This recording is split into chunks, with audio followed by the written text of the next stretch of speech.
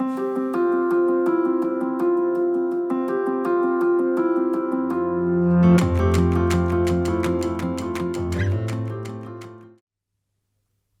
everyone and welcome to Enterprise Week 2021.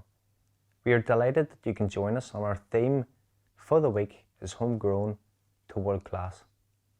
ABC is a great place to do business and we're here to support all budding entrepreneurs and businesses on that exciting journey.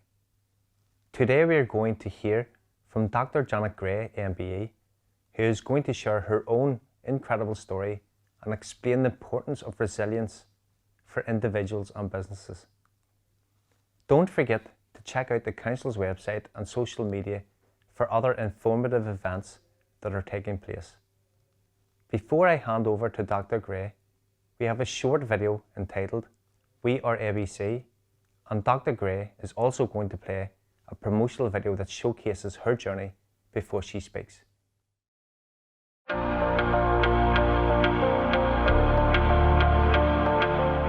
We are Armagh City, Banbridge and Craigavon.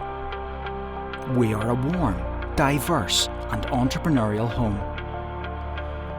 This is our people, our place and our future. People born with character, strength and resilience, with a passion for community, friendship and laughter. People that work hard but enjoy living, who succeed through enterprise and determination. A place where work and life exist with synergy, steeped in culture and vibrant history. A place where people and business thrive, where futures are built and talent is nurtured. A future transforming through technology and innovation, fueled by investing and believing in dreams. A future building on shared visions, partnerships and commitment. Excited by the opportunities of the global stage. We are ABC. And these are our people.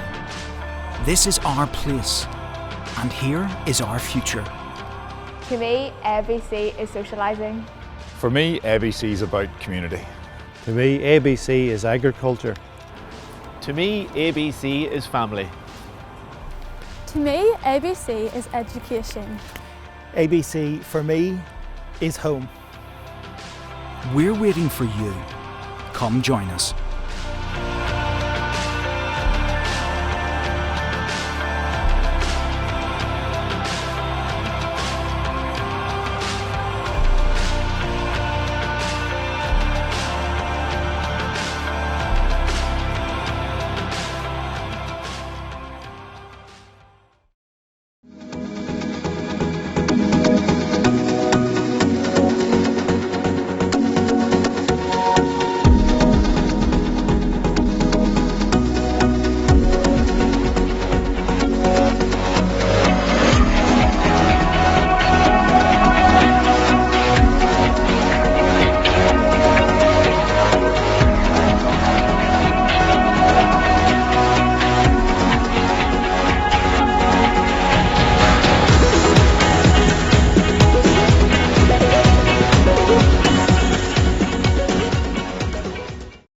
Hello everyone, I'm delighted to be able to join you for Enterprise Week, and a very big thank you to Armagh, Banbridge and Craigavon Council for inviting me along today. I have 5 key points to make throughout my journey, and those are work ethic, courage, resilience, determination and belief. But I thought I would start by sharing a little joke with you. A little old lady in her late 80s was getting married for the 4th time. And she was giving an interview at the local radio station. And so the radio presenter asked her a little bit about her life and about how it felt to be remarried for the 4th time. So she explained a little bit about her background, and then she said that she had unfortunately been widowed 3 times, but was now happily married again. So the presenter said, gosh, you know, that is just amazing. And you must be a very, very resilient lady to be able to after the death of each husband to rebuild your life and be able to find romance and remarry. And he said, would you like to tell us a little bit about your husbands and what they did for a living? So the little old lady says, oh yes, dear. In my 20s, I married a banker. In my 40s, a circus ringmaster. In my 60s, a preacher. And now in my late 80s, a funeral director. And the presenter was quite shocked, and he said, oh my, he says, what made you marry 4 men with such diverse careers? And she said, well, you see, dear, it was 1 for the money, 2 for the show, 3 to get ready, and 4 to go. So there we are. We now know the formula. But I was sighted throughout my school years, and I had a very happy childhood. And my parents, my grandparents, and aunt and uncle were all in business. And so growing up, Saturdays and school holidays, I had to help out on the market stall and in one of the family shops, etc. But, that taught me the importance of a good work ethic. And I also learned the value of money. And when I was saving up to buy my first wee car, my parents encouraged me to take some of my savings to go off to the wholesale on my own and to buy what I thought would sell. And that was a very valuable lesson in learning to take a risk and to actually speculate, to accumulate, and also really good money management.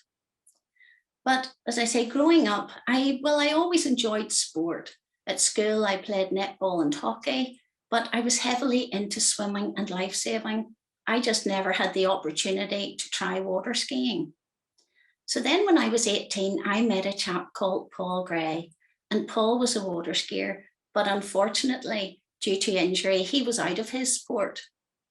Then at the age of 21, I had my first horrific and traumatic life-changing experience when I lost my sight totally and quite suddenly due to a very rare eye disease. So I went from being just your normal, happy, outgoing, independent, confident girl to being a very, very sad, frightened, and vulnerable individual. And being plunged into that world of total darkness, well, I thought that was it. My life was over. And sport, well, that was totally out the window because sure, what could I possibly do as a blind person? And at that stage of my life, I had some very difficult decisions to make. And one of those was having to sell my beloved wee red Mini that I had worked so hard for. Because not only was it my pride and joy, but it was my whole symbol of independence. And I soon realized that if I wanted a little bit of independence back, I was going to have to learn to use a white cane. But the thought of that filled me with absolute horror and dread. And it actually took some time before I finally plucked up the courage and went off and did the mobility training course. I passed with flying colours and was soon deemed safe to be let loose on my own. And I remember one December, getting the bus into the centre of Belfast to do some Christmas shopping. Well, you know how it is in the run up to Christmas, the shops and the pavements are all absolutely crowded. And as I battled my way down Donegal Place towards the front door of M&S, I thought that every other person seemed to be tripping over my cane. And as I approached the door, my cane got caught again, this time on an obstacle. And I thought, oh, what now? But as I'd been trained, I moved it backwards and forwards in the gap about 1.5 feet, and then up and down about 2.5 feet. And I thought, oh, probably an advertising board stuck out on the pavement. So I got myself in the door, and as I waited for an assistant to come and help me with my shopping, a girl that I knew came in the door behind me, and she could hardly speak to me for laughing. And I said, hi, Jackie, what's up? She says, oh, Janet Gray, you have half of Donegal Place in fits of laughter. And I says, well, what have I done? And she said, you know the way you got your cane stuck in something outside? And I said, yes, I thought it was an A board. She said, no, you were actually thrashing it about between a policeman's legs. Oh my word. I was absolutely mortified. And, the policeman never even spoke to me. So I came to the conclusion that either he was far too embarrassed or he was enjoying the experience too much. But however, I made sure I went out the back door of M&S that day. I didn't want to be arrested for assaulting a policeman. But I got married to this chap, Paul Gray. And there was one day Paul's aunt and uncle were over visiting. And Uncle Jimmy said to Paul, you haven't been water skiing for a long time. Why don't Janet and you come down to the lake at the weekend? So off we went. And when Paul was going out to ski, they got me into the boat. And I thought, wow, this looks like a lot of fun. And then they asked me if I would like to have a go. And without hesitation, I said, yes, please. Because prior to losing my sight, I had been a life-saving teacher and swimming instructor. So I had no fear in the water. So Uncle Jimmy drove the boat and the hubby, Paul, put 2 ropes out the back. He basically went out alongside me and told me when to stand up. So I got up first time and did 3 laps of the lake with him. And it was the most awesome feeling. I just loved the whole speed, the rush and the exhilaration of this fabulous extreme sport. And the second time I was going out for a ski, I sort of plucked up the courage and said to them, do you think I could go out behind the boat on my own? And that was the big turning point in my life, because out on the water, behind the boat, I felt that sense of freedom that I didn't have on land. And I actually started to regain some of my self-confidence as I realized that here was a sport that I really could do as a blind person. And that's when my life began again. So Paul and I joined the local water ski club and I learned to ski. I qualified for the European, African and Middle East Championships in 1997. They were running in Denmark. It was my first international. So I went along sort of not really knowing what to expect when I took a silver in slalom and a bronze in the tricks. It was terrific, better than I could have ever imagined. We have 3 different disciplines in water skiing: slalom, trick, and jump. Slalom is done on a long, narrow ski, and you stand with 1 foot behind the other. And top boat speed for ladies is 34 miles per hour.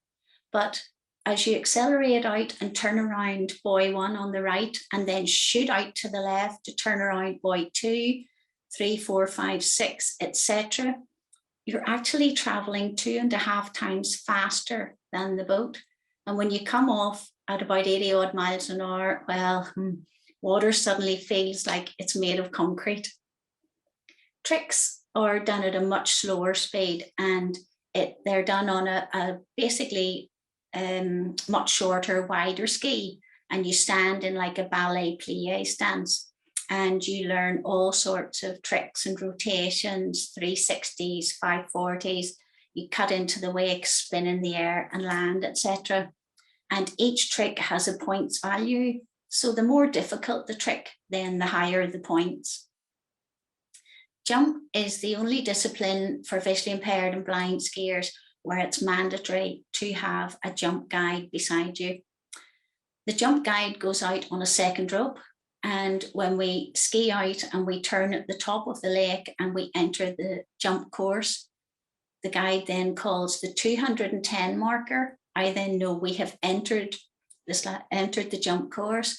He calls the 180, and once he calls the 100 meter, I then accelerate out to the left towards the bottom of the ramp, and the guide makes sure I'm lined up and then gives me the count: 5, 4, 3, 2, 1, ramp. The guide then follows behind the boat, and I go up over the ramp through the air and hopefully land the right way up, meeting up with the guide on the other side.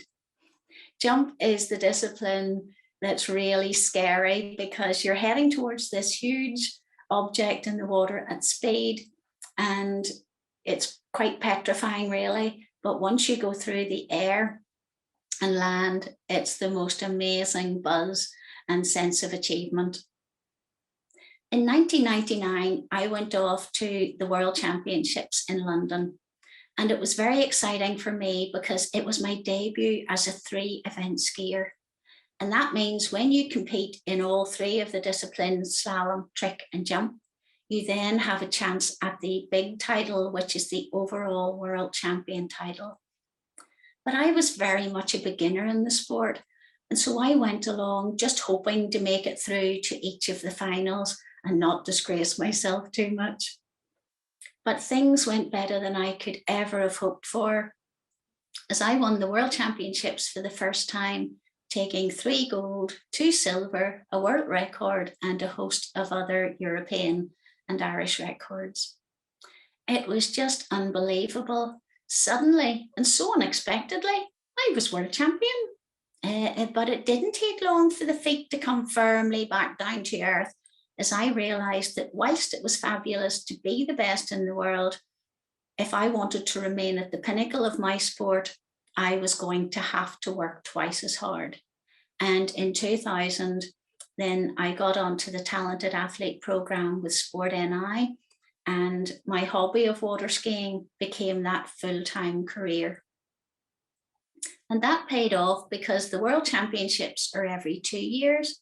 So I took all 4 titles in Australia in 2001, and then again in 2003 in America. I retained those titles, breaking the world record in each of the 3 disciplines. The life of an elite athlete is often perceived to be a very glamorous one. You know, as you jet off around the world for training and competition, but the reality is actually very different. It's a very tough and demanding schedule, and our season at home runs between April and October. And normally, weather permitting, I would have trained out on the lake 6 days a week. I then had to attend Sports Institute 3 times a week for strength and conditioning, physio, etc. And at least 10 days of each month, then I flew to England to train with the team coach. Over the winter months in our off season, then we all had to go abroad to train. And the independence that I had gained with my white cane allowed me to travel to America on my own. And then by learning every step, memorizing every step around the school buildings and the lakes, I was able to be independent on site. It was March of 2004, and I was out winter training at water ski school in Tampa, Florida. And after the success of the 03 Worlds, everything seemed to be going really well. And life was really good. But that all changed in a split second, because I left the dock behind the boat on what should have been just a routine training exercise around the lake, when suddenly and without warning, there was a massive impact as I was whipped at very high speed into the back end of the big metal ski ramp in the middle of the lake. It wasn't good. I was airlifted alone and fighting for life to the Tampa General Hospital. I had sustained multiple injuries and was on life support. On the left side of my body, I broke and dislocated the elbow and snapped the thumb tendon. On the right side, I broke and dislocated the hip, the pelvis, crushed the head of the femur, had a nasty compound to the femur, broke the patella. I had rib injuries, crush injuries, and head injuries. And unfortunately, it felt like for me, I had lost my identity as my face took full force also. And my cheekbones, eye sockets, nose, and jaw were all very badly broken. I lost several teeth and most of my life's blood. I just should have told you what I didn't break, and I think it would have been much quicker. But anyhow, my poor husband was at home in Northern Ireland, and when he got the call from the doctors in the Tampa General Hospital, they told him that they were really sorry. I had already arrested 4 times, and there was no way that I was going to be alive by the time he was able to fly out. But you know, the doctor said I wouldn't survive, and here I am. They also said that such were the extent of the injuries that I could never possibly walk again. And thankfully, I am. And the medical profession and the sporting world and the media all thought, oh dear, what a shame. The ski career was over. But they were wrong. I was the only person that really truly believed that I could walk again. And so I clung to that belief because I had fought so hard to come out the other side of sight loss and regain a little of my independence. So I was now damned if I was going to be left totally blind in a wheelchair and dependent on others for the rest of my life. So I dug really deep and I pulled on the resilience, the courage, and the sheer determination that had got me through sight loss and sport. And for the next 3 years, I fought harder than I have ever fought for anything in my life before.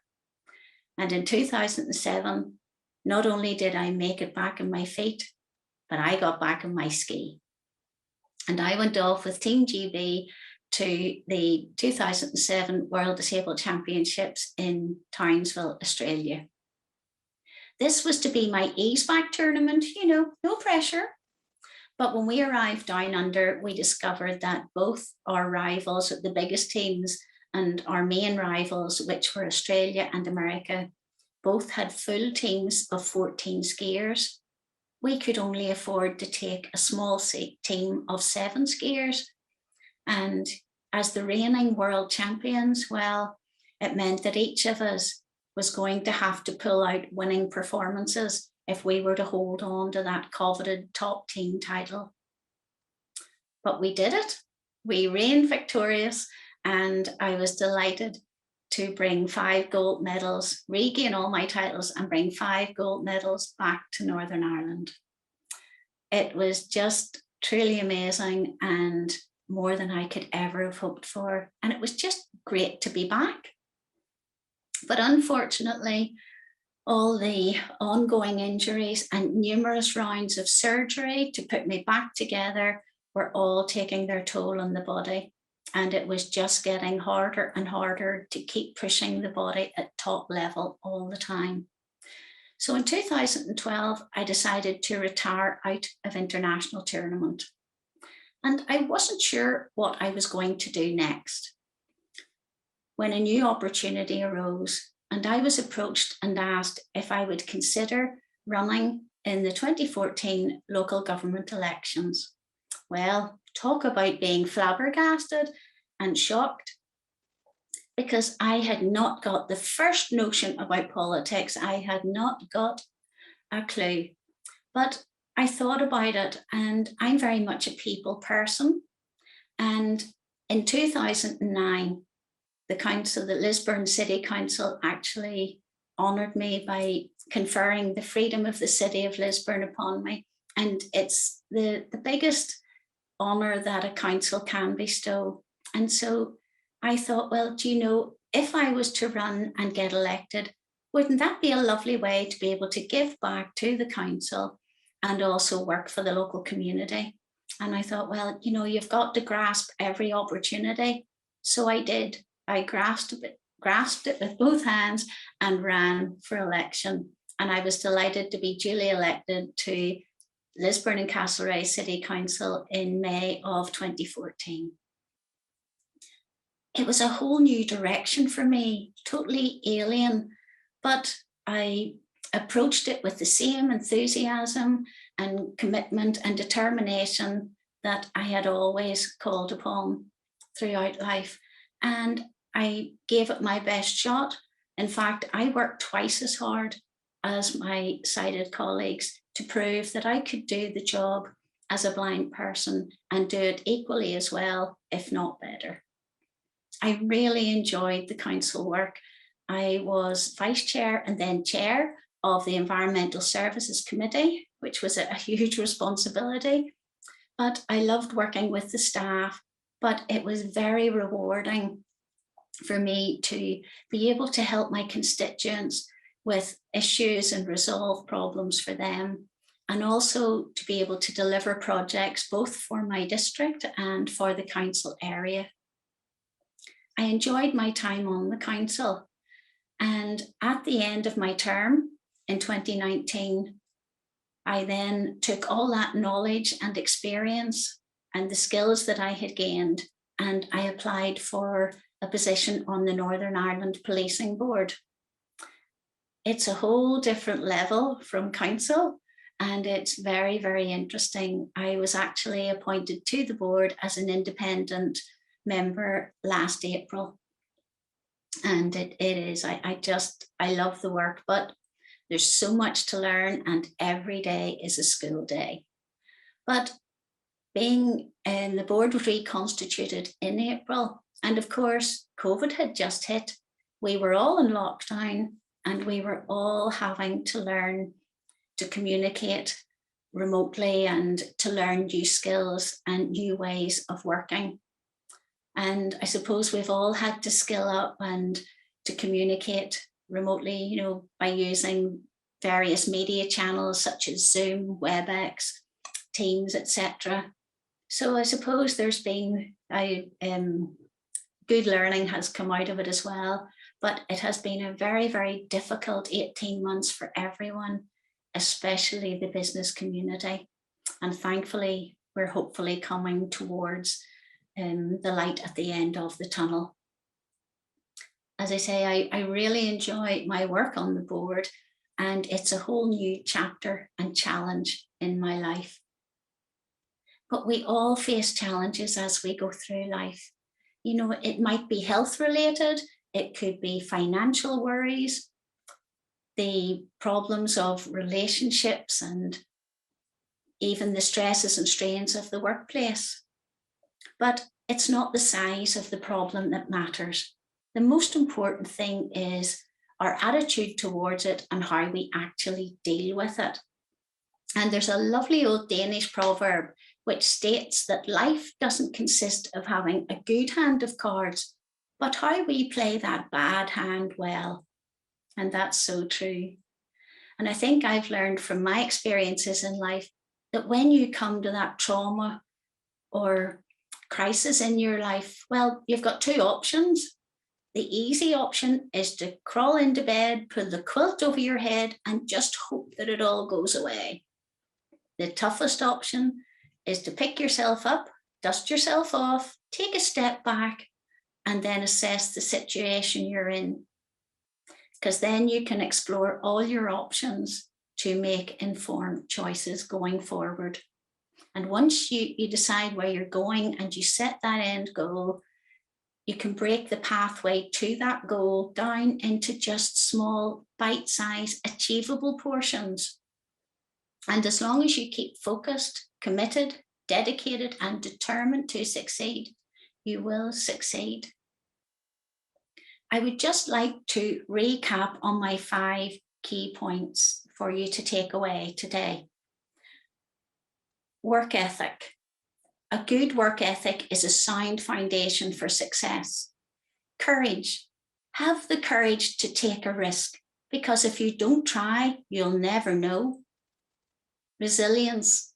Be resilient and be prepared to think outside the box so as you can explore all the options and make informed choices. Determination. Be determined to succeed. And belief. Believe in yourself, because nothing is impossible if you really put your mind to it. I'd just like to say a very big thank you again to ABC Council, and also wish ABC Council and all the local businesses every success for the future. And thank you all so much for joining me today. Thank you. Sincere thanks to our guest speaker, Dr. Janet Gray. What an inspiration you are to our audience in showing what can be achieved through resilience, hard work and dedication. Thank you too for joining this event and being part of ABC Enterprise Week 2021. We hope you enjoyed it and feel inspired to take the first leap on your enterprise journey. Council, alongside our local enterprise partners, is committed to supporting you at every stage of enterprise. If you are interested in taking the leap into self-employment or want to know more about support available to help grow your business, please get in touch. We are here to help. Take care and stay safe, everyone.